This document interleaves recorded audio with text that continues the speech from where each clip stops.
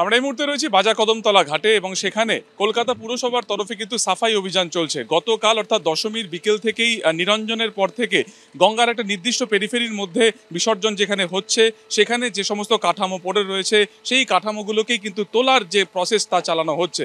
ইতিমধ্যে 400-রও বেশি ঠাকুর নিরঞ্জন করা হয়েছে এবং আজকেও আরও একাধিক ঠাকুর কিন্তু এখানে আসবে, যেগুলো বারোয়ারি ঠাকুর। সেই যে ঠাকুর যা বিসর্জন হবে বা নিরঞ্জন হবে সেগুলোকে দ্রুত গঙ্গাতে বিসর্জনের পরই কিন্তু পুরসভার তরফে তোলা হবে এবং দেখা যাচ্ছে যে ইতিমধ্যে পুরসভার তরফে একাধিক ক্রেন এখানে কাজ করছে এবং এই যে গোটা যে ঘাটের যে প্রসেস রয়েছে সেটাকে পরিষ্কারের যে প্রসেস রয়েছে সেগুলোকে কিন্তু ইতিমধ্যে পরিষ্কার করার যে প্রক্রিয়া তা কিন্তু চালানো হচ্ছে। সব মিলিয়ে এখানে একদিকে যেমন পুলিশ প্রশাসন একেবারে কড়া নিরাপত্তার রেখেছে যাতে কোনোভাবে অপ্রীতিকর কোনো ঘটনা না ঘটে, তার পাশাপাশি কিন্তু পুরসভার তরফেও গোটা গঙ্গা এবং গঙ্গার পার সেখানে কিন্তু সাফাই অভিযানের যে প্রক্রিয়া তা চালানো হচ্ছে। এবং গতকালকের থেকে এখনো পর্যন্ত কলকাতা পুলিশের যে হিসেব যে শুধুমাত্র এই ঘাটে 400-রও বেশি প্রতিমা নিরঞ্জন হয়েছে এবং ঘাটের পরিস্থিতি তুমি দেখতে পাচ্ছ যে পুরোটাই কার্যত পরিষ্কার। গতকালকে যা কাঠামো এখানে পড়েছিল কাঠামো ফেলার 10 থেকে 15 মিনিটের মধ্যেই পুরসভার তরফে যে ক্রেন রেডি রয়েছে বা প্রস্তুত রয়েছে সেগুলো কিন্তু সমস্ত কাঠামো তুলে এখান থেকে নির্দিষ্ট জায়গা থেকে ডাম্প করছে। অন্যদিকে একেবারে গঙ্গাতে ফেলার আগে যে ফুল বা অন্যান্য যে সমস্ত পূজার সামগ্রী রয়েছে সেগুলো একটা নির্দিষ্ট জায়গাতে ডাম্প করে রাখা হয়েছে, সেগুলোও আলাদা করে পরিষ্কার করা হচ্ছে এবং পুলিশের তরফে দেখছো যে তারা মাঝে মধ্যেই আসছেন, পরিদর্শন করছেন এবং তারপরে তারা কিন্তু একটা নির্দিষ্ট জায়গাতে ফিরে যাচ্ছেন। একটা নির্দিষ্ট জায়গা পেরিফেরি আটকে দেওয়া হয়েছে, অর্থাৎ এটার পরে কোনোভাবে কিন্তু নিরঞ্জন দেওয়া হবে না এবং আজকে 12টা-1টার পর থেকে কিন্তু রাশ আরও বেশি হবে, কারণ আজকে বারোয়ারি যে সমস্ত পুজো রয়েছে সেগুলোরই বেশি নিরঞ্জন হওয়ার কথা রয়েছে। ফলত সার্বিকভাবে কলকাতা পুলিশের তরফে একদিকে যেমন তারা কোনো রকম অপ্রীতিকর ঘটনা যাতে না ঘটে সেই নজরদারি তারা যেমন রাখছেন, তার পাশাপাশি পুরসভার তরফেও সাফাই অভিযান অর্থাৎ প্রত্যেকটি ঘাটে যাতে সাফাই ঠিকভাবে হয়, যাতে কোনোভাবে কাঠামো পড়ে না থাকে, যাতে কোনো রকমভাবে আবর্জনা না থাকে সেটারই তারা কিন্তু তারা সেই চেষ্টা করছেন। অন্যদিকে জানি রাখি যে আলিপুর আবহাওয়া দপ্তর সূত্রে যেটা খবর যে আজকে শহর কলকাতাতে বজ্রবিদ্যুৎ সহ বিক্ষিপ্ত বৃষ্টির সম্ভাবনা রয়েছে। দক্ষিণবঙ্গের জেলাগুলো যেগুলো রয়েছে সেগুলোও আজকে বিকেলের পর থেকে বৃষ্টি হবে এবং তারপর ধীরে ধীরে কিন্তু পরিস্থিতি স্বাভাবিক হবে এবং আজকে সকাল থেকে যে পরিস্থিতি দেখা যাচ্ছে আকাশের মুখ ভার, শহর কলকাতার মাঝে মধ্যে 1 পশলা 2 পশলা বৃষ্টি হচ্ছে, কিন্তু সার্বিকভাবে এখনো পর্যন্ত ভারী বৃষ্টিপাত কিন্তু এখনো পর্যন্ত হয়নি। এখন দেখার যে বৃষ্টি হওয়ার যখন শুরু হবে তখন নিরঞ্জন যখন পর্ব হবে দুটো কিভাবে পুরসভা বা পুলিশের তরফে সামলানো যায়। তো সার্বিকভাবে বাজা কদমতলা ঘাটের যে ছবি তুমি দেখলে যে বেশিরভাগটাই পরিষ্কার রয়েছে এবং 12টা-1টার পর থেকে কিন্তু এখানে নিরঞ্জনের যে সংখ্যা সেটা আরও ক্রমশ বাড়বে, একদম যা চলবে রাত পর্যন্ত। ক্যামেরা উজ্জ্বল ঘোষের সঙ্গে সুকান্ত মুখোপাধ্যায়, এবিপি আনন্দ, কলকাতা।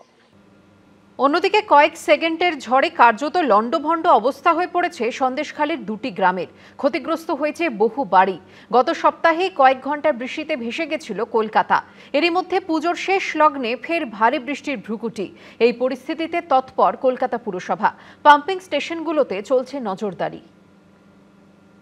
কয়েক সেকেন্ডের ঝড় তাতে লণ্ডভণ্ড হয়ে গেল উত্তর 24 পরগনার সন্দেশখালীর 2টি গ্রাম। দশমীর দুপুরে তছনছ হয়ে গেল পাথরঘাটা হুলোপাড়ার বেশ কয়েকটি বাড়ি। অধিকাংশ বাড়ির ছাদ উড়ে গেছে। আহত হয়েছেন 6 জন। পুজোর ঠিক 1 সপ্তাহ আগে মাত্র কয়েক ঘন্টার বৃষ্টিতে ভেসে গেছিল কলকাতা। শহরতলির বিস্তীর্ণ এলাকা কার্যত জলবন্দী হয়ে পড়ে। জমা জলে বিদ্যুৎস্পৃষ্ট হয়ে প্রাণ হারান একের পর এক সহনাগরিক। এরই মধ্যে এসেছে প্রাণের পুজো, কিন্তু পুজোর শেষ লগ্নে ফের ভারী বৃষ্টির ভ্রুকুটি। দশমীতে কলকাতা ও শহরতলি এলাকায় দফায় দফায় বৃষ্টি হয়েছে। এই অবস্থায় ফের আশঙ্কার মেঘ দেখছেন শহরবাসী।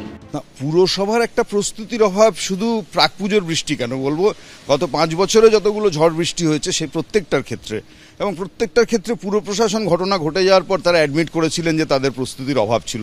আমফান হোক, ইয়াস হোক, এরকম পরপর আমরা দেখছি। বিপর্যয় মোকাবিলা করার জন্য 3টে পদ্ধতি। বিপর্যয় ঘটার আগে কিছু প্রস্তুতি, বিপর্যয় যখন চলে আসছে অর্থাৎ ঝড় যখন চলছে, বৃষ্টি যখন প্রবল, তখন একটা, আর হয়ে যাওয়ার পর কিছু জিনিস থাকে যেগুলো পোস্ট ডিজাস্টার। এই 3টে ধাপে হচ্ছে যে প্রস্তুতি হয়, কিন্তু বিপর্যয় পূর্ব প্রস্তুতি যেটা, সেটা বিপর্যয় ঘটার 12 ঘন্টা আগে খুব বেশি নেওয়ার সুযোগ থাকে না, আদার দ্যান এনশিওর করা এই পাম্পিং ব্যবস্থাটা যথেষ্ট পরিমাণে আছে কিনা। কিন্তু এটার জন্য এই বিপর্যয় মোকাবিলা করার জন্য অনেক আগে থেকে প্রস্তুত হতে হয়। পুরসভা আমাদের যে শহরের খুব প্রস্তুত, এটা হচ্ছে যে বাস্তবটা তা বলে না।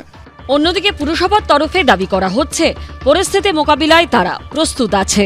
তৈরি রাখা হয়েছে পাম্পিং স্টেশনগুলিতে চলছে নজরদারি। বিপদ এড়াতে বিদ্যুতের খুঁটিতে এই রকম আস্তরণ পড়ানো হয়েছে। পাশাপাশি যদি বৃষ্টি হয় সেক্ষেত্রে যাতে কোনো সমস্যা না হয়, এখানের যে ইলেকট্রিক পোলগুলো রয়েছে সেই পোলগুলো যে এগুলো কিন্তু পুরোপুরি কভার করা রয়েছে। এখানে দেখো যে এই যে ইলেকট্রিকের পোল রয়েছে সেখানে বড় বড় লাইট এবং মাইক রয়েছে, কিন্তু এই পোল কিন্তু পুরোপুরি প্লাস্টিক সিট দিয়ে আলাদাভাবে এখানে কভার করা রয়েছে, যাতে করে এই পোলেতে যদি কারুর হাতও লেগে যায় তার যাতে কোনোভাবে ইলেকট্রিকিউটেড না হন, সেই কারণে কিন্তু এই সিস্টেমটা করা হয়েছে। ইতিমধ্যেই সিএসসির সঙ্গে মিটিং হয়েছে বলে জানিয়েছেন ফিরহাদ হাকিম। ঘটনার জন্য আমি সিএসসিকে কালকেই কমিশনারের সাথে মিটিং হয়েছে যে in case of heavy rain বা বৃষ্টি পড়লে আমাদের বাইরে যেগুলো ওদের টেম্পোরারি লাইন যেগুলো দেওয়া আছে, মানে পুজো কমিটিকে লাইন দেওয়া আছে, তো ওই করে দেখবেন টিনের দিয়ে, ওগুলোকে যেন ইমিডিয়েটলি বন্ধ করে দেয়। আর স্ট্রিট লাইটগুলো আমাদের সব ইন্সপেকশন আবার করা হয়েছে, যেখান দিয়ে ওদের কিছু ট্যাবিং হয়েছিল সেগুলোকে আবার টেপিং করে দেওয়া হয়েছে। স্ট্রিট লাইট কিছু বন্ধ হচ্ছে না তো রাতে? না, বন্ধ হচ্ছে না, এখনও যে অবস্থা বন্ধ হচ্ছে না, যদি ওয়াটার লগিংয়ের কোনো সিচুয়েশন আসে তখন বন্ধ করতে হবে। আর মুখ্যমন্ত্রী কিছু খোঁজ খবর নিয়েছে? নিশ্চয়ই মুখ্যমন্ত্রী সকাল থেকে অনেকবার খোঁজ খবর নিয়েছেন, কি হচ্ছে, কি করেছি, কি অ্যারেঞ্জমেন্ট, ঘাটের কি অ্যারেঞ্জমেন্ট এই ওয়েদারের জন্য, প্লাস উনি সবসময় মনিটরিং করতে থাকেন। মুখ্যমন্ত্রী মনিটরিং করেছেন, সকাল থেকে আমার সাথে অনেকবার কথা হয়েছে, এই পজিশনগুলো ওনাদের জানিয়েছি এবং উনি বলেছেন যে একদম রেডি থাকতে।